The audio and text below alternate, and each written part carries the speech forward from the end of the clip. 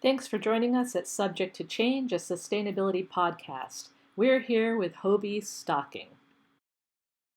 When you were talking about accelerators, I thought you were going to talk about, you did a little bit. I thought you were going to talk about what a lot of people call emotional intelligence, the ability to have empathy and listening skills and connect with people in the journey. And that's another aspect of accelerators that I think we don't appreciate, especially in the business world. It's all data, data, data. It's all linear process. It's cultivation of talent, but it's for, to make a bottom line pencil out. It's not really for the fulfillment of the individual. And I think that those kind of accelerators, the internal work, the indirect work, and the higher level aspirational goal setting, those things together could really make the data have the story. Just be aware of privilege. We are privileged.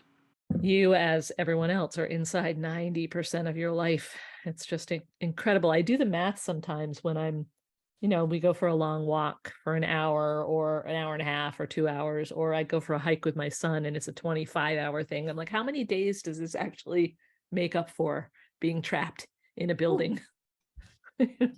No, I think all of us should spend more time outside. I mean, it just, at least for me, that lifts my day and makes things much more peaceful. I think it's something we don't think consciously about, but being a kind of a nerd and an intellectual in the sense of asking why do we gravitate toward one thing or the other. Yeah. You can appreciate it for what it is, but you can also ask, what is it about that? How do we get there? And how does it change our physiological response? Like, what changes when you see light dancing on water, or you see the fog change that light quality, or when you're in the forest and you've got the strong straight trunks, but then there's all this dappled light above, and there's it becomes more complex at the higher you go. You have less and less space to what does that all mean? I find that amazing, and I appreciate the fact that you reminded me that it is an aspect of privilege to connect with nature. That's one of the things that in the Adirondacks in New York, they're really working to make it easier for people in different economic strata to get to the Adirondacks. There's a movement in Albany where there's a nature bus that will transport anyone in the city of Albany to any of like 15 different nature sites for free. So finally somebody, before, who didn't have the capacity to take a bus to the South End Butterfly Sanctuary can actually get there on a free bus. Now, the problem is, and you've talked about communication, the problem is that people aren't really good at communicating that those things exist and how amazing they are, and how they can help people and where you can find them. And everything gets posted on a website and people think they're done communicating.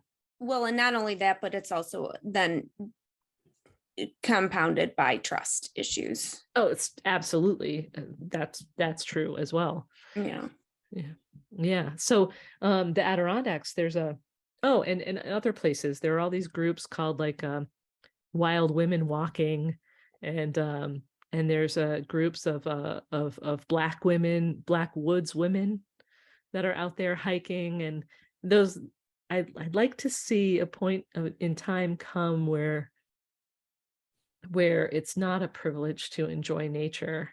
And maybe that's the